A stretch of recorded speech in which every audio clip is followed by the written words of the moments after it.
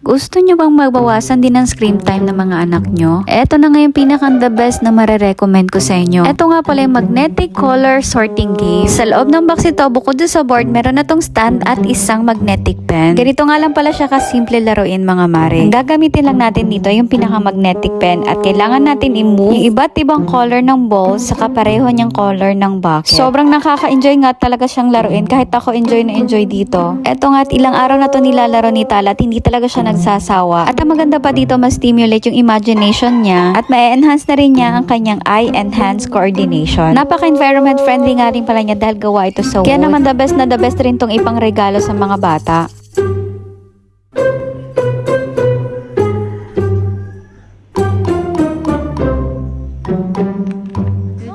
Eto nga't sa tuwing matatapos niya lahat, sobrang happy si Tala. Check out na! So, yun lang. Thanks for watching!